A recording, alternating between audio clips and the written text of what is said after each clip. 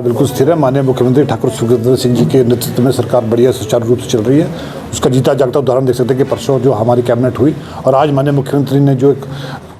प्रदेश की जो कर्मचारी थे उनसे एक वादा किया था कि 4% किस्त है वो आज जारी हो चुकी है। तो इस तरह जो प्रदेश की सरकार स्थिर है और इस प्रदेश की सरकार जो है जो वादा किया लोगों से किया था, लोगों ने जो मैंडेट दिया था हिमाचल प्रदेश में कांग्रेस की सरकार को, और उसको लेकर जो यहाँ पे काम चल रहा है। और लेकिन बहुत दुखद की बात है कि जिस तरह से घटना पिछले 2-3 दिन में घटी हिमाचल प्रदेश में, मुझे लगता है कि जब से हिमाचल प्रदेश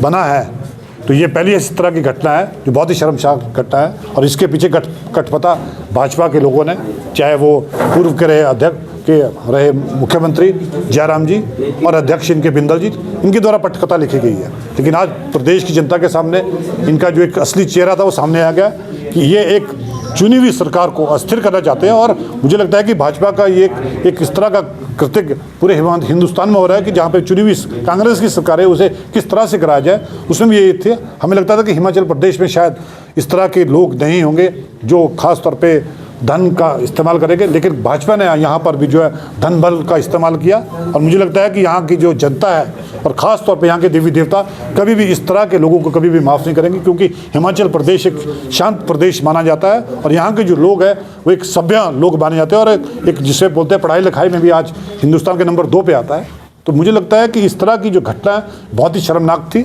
और ख़ास तौर पर जो उन 6 लोगों ने जिन्होंने पार्टी को बिट्रे किया है, जिन्होंने अपनी कॉन्स्टिट्यूंसी में जो लोग हैं जिन्होंने चुना था उन्हें बिट्रे किया है, और ख़ास तौर पे जिस पार्टी ने उन्हें मान सम्मान सब कुछ दिया, उससे जिसे वो कभी अपनी मां कहते थे, कहीं ना कहीं उन्होंने पार्टी को जो है पीछे से बैक स्टैप किया है, पीछे से छुरा मारा है। तो मुझे लगता है कि माननीय मुख्यमंत्री ने उन्हें काले नाग कहा, तो काला नाग भी शायद बहुत छोटा शब्द है उनके, तो वो शब्द है कि शायद किसी डिक्शनरी में नहीं ऐसा शब्द होता है कि जिस तरह से कृत्य उन्होंने हिमाचल प्रदेश में किया है, और ख़ास तौर पर उन जनता के साथ जिन्होंने उन्हें चुनकर 5 साल के लिए विधानसभा में भेजा था। देखिए, माननीय जो विक्रमादित्य जी है परसों वो कैबिनेट के लिए थे और कल जो है माननीय मुख्यमंत्री से मिलकर वो दिल्ली गए हैं। और उनको दिल्ली का जो टूर प्रोग्राम भी आया है कि वो दिल्ली में किस काम से जा रहे हो, कुछ बीच में उनका कोई अपना निजी काम भी है। तो ऐसा कुछ भी हमारे संज्ञान में ना, मुझे नहीं लगता कि माननीय विक्रमादित्य जी जो है और उनके पिताजी जो पिछले 6 बार के माननीय प्रदेश के मुख्यमंत्री रहे और एक बहुत बड़ा उनका जो प्रदेश के अंदर करता, तो शायद मुझे लगता है कि उस लेगेसी को कभी वो ख़राब करना नहीं चाहेंगे।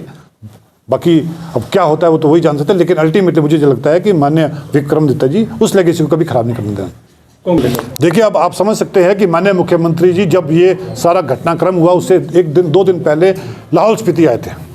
जो कि एक विधायक जिन्होंने भी बिट्रे किया है। तो समझ सकते हैं कि माननीय मुख्यमंत्री ने करोड़ों की सौगात लाहौल स्पीति में दी थी, और ख़ास तौर पर उस वक्त जब लाहौल स्पीति आना जाना बहुत मुश्किल था, अभी भी जो फीट के हिसाब से बर्फ़ गिरी थी। तो ये समझ सकते हैं कि अगर उनके कहने में माननीय मुख्यमंत्री जी इतना बड़ा रिस्क लेकर लाहौल में आकर करोड़ों रुपए की सौगात सकते हैं, तो कौन से काम की बात कर रहे थे। और इतना ही नहीं, वहाँ पर जो महिला सम्मान जो हमारी नीति योजना थी वो भी लाहौल स्पीति से शुरू की थी।